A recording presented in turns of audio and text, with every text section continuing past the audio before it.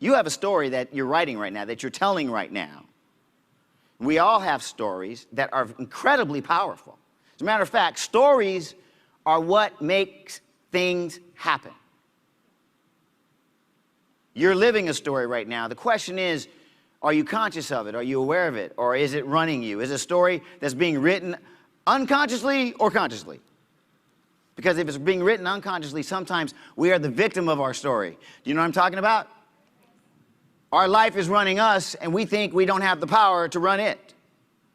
So let's talk about your story, because it's powerful. You know, storytelling affects the brain. One of the things that happens is that dopamine is released when you're just telling a story. When you're engaged in your story, amazing things happen.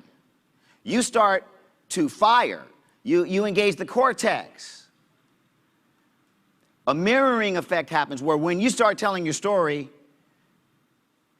other people start going right in step with you. I was in 7th grade, and I basically asked this girl to go out with me on Friday. And she said, "I'll tell you on Monday." Not a good look. And I'm thinking to myself, I got a chance. So Monday comes, and she, I'm looking around, what's the big answer going to be? And, she comes up right through, like at recess, the crowd. She says no, and she disappears. And that was a story that little David remembered that story. Matter of fact, I think I was 19 years old, and I was dating, and I had a little 7-year-old that was scared as heck that I was going to hear that no again. See, that's how stories affect us when they write us. You see, I had to write another chapter in that story. You started connecting with me, right? Because I told you that about me. That's how it works. See, our story is fuel to keep us moving forward, sharing our strengths and our gifts. A lot of people have a story that's kind of screwed up. Anybody got a screwed up story? Okay. It's screwed up because you didn't make it right. You didn't write another chapter. What you're sharing is a screwed up story, and people look at you and go, I don't want that story. I'd keep the story I got. You're kind of messy. So the reason that happens is because you're not owning your story. You're not using the power of your story, because inside of your life experience, what you're learning and what you're striving towards is fuel. It is a blessing. But if you cannot laugh at it, if you cannot look at your life and understand that it is a blessing, you still haven't mastered the story. The story is mastering you.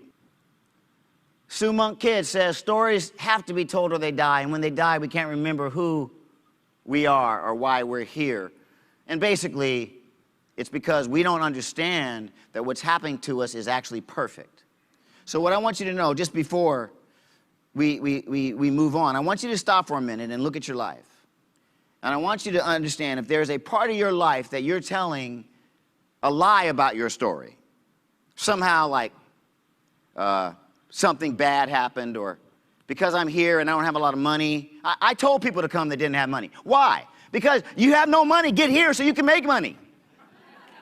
I'm not feeling sorry for you. That's how your story is working. You have to change your story. Come here. Change it tonight. So if you're looking at your life and you haven't completely owned and appreciated it, then take another step right now. The greatest movements on earth have happened when a few people with like mind got together and made a decision.